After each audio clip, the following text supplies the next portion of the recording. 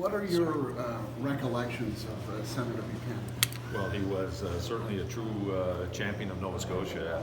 The thing that I always marvel at the senator, which was made reference a number of times in the House there when we paid tribute, was his ability to be connected to a place and connected to people. He had a remarkable way of just making you feel better when you were with him. I was most recently with him not that long ago. I saw him and he was still full of life and a big promoter of this province. And what do you know about his death? When did he die this morning, or what's your understanding? My understanding was this morning, yeah. What's his legacy? Sorry. Go ahead. What's his legacy, do you think? Well, the one of service to his province, whether it was in the House of Assembly for four majority governments, or whether his service in the Canadian Senate. As I said in my remarks, no one doubted where he was from. He was a true promoter of this province and all that he believed it could be. And we're grateful to his family for sharing him with us for as long as they did. How many times would your paths have crossed? Oh, we would cross at different times, and it would be odd. It'd be the funniest of places. It could be in the streets of Annapolis Row, where I'm walking around. I would bump into it different times in Sydney. The hotel I was staying at, him and Mavis were there. Mavis is from Bear River area. So I would see him, and then I would certainly see him at functions here in Halifax. I would see him 4 or 5 times a year, just at different events and different things. And of course, as I said in my remarks, he knew my grandfather. My father grew up in Spryfield, and he was friends with my grandfather, and he was a big supporter of the volunteer fire service in Spryfield, where my grandfather spent a lot of his time. Do you have a personal memory that you could share that you can think of? Or if you feel comfortable sharing? No, he would always tell me whenever he seen about my grandfather voting for him, and as I referenced in the House, I said I'm sure he did, but he never told my grandmother. But every time I would see him, he just was full of excitement and enthusiasm, and I think that's what I hope people are being remembered. Listen, political parties, premiers, political views on the province, the decisions they make, and public policy and all that gets analyzed and over and over and over again. I hope today people take the time to reflect the genuineness of Senator Buchanan and the way he interacted with people and the way he believed in Nova Scotia. All right, on a completely different topic. In Pictou Landing, there are about 300 people marching through the street. The banner at the front is urging you and your government to keep your promise. I just wondered, you've been lobbied heavily on both sides of this issue. What does it mean to have that many people marching today asking you to keep your promise? Well, I think it demonstrates how passionate people are. This has been a long-standing issue of with Boat Harbour. Successive times they've promised to clean up. They're very committed to it. There's a piece of legislation that has a deadline in it. Nothing has changed. And they're continuing to make sure that I know how passionate they are about it, and not only those at Pictou Landing, but I think in the broader community. Does it have any effect on your decision as to whether or not you would extend it?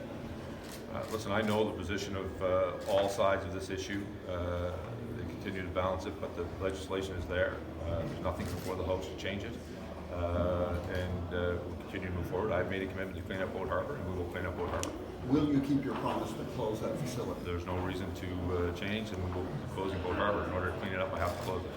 So, question for them, the mill operator will be, can they operate it another way? But the reality of it is, we've made commitments to clean up Boat Harbour, and we will.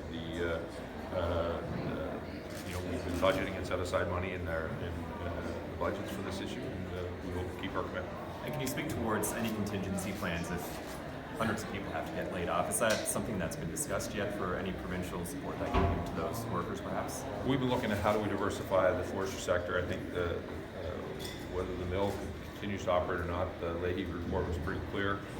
We need to move the way we do, change the way we do forestry in Nova Scotia, move towards a more ecological forest. That transition is happening.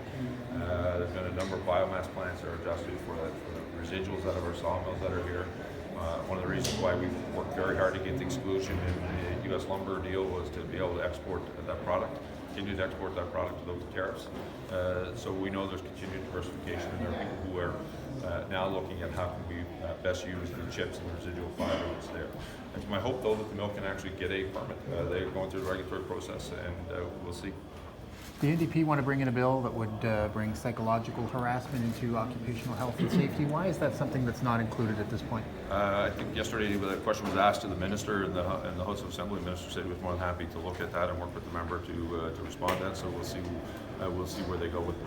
Premier, in terms of honoring your commitment to Pictou Landing, does it include closing it on the date, the end of January? Well, there's nothing before this House or before me that would change that date. So that date is there. There's nothing before me or this House that would change that date. It is in legislation, and as the Speaker rightfully pointed out, in order for that to change, it would have to happen here on the floor of the legislature as a new bill, and there is no bill at this moment in time. Right, but is Last that question. date written in stone in your mind? It's written in legislation.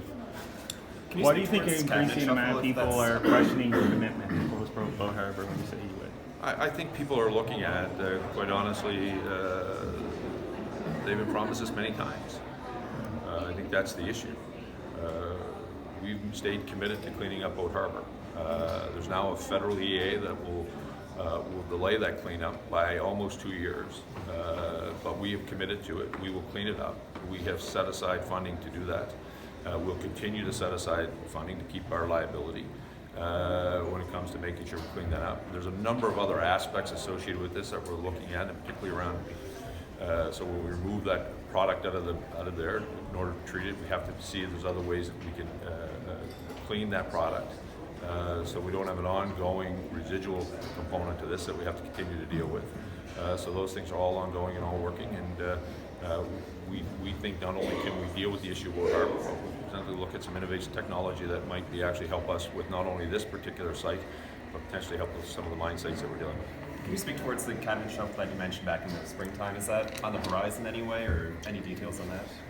Everyone's pretty safe today, so we'll. If I require a shuffle, I'll let you know, but I haven't spent a lot of time thinking about it right now, and we're now building towards what does our budget look like in the spring. Yeah.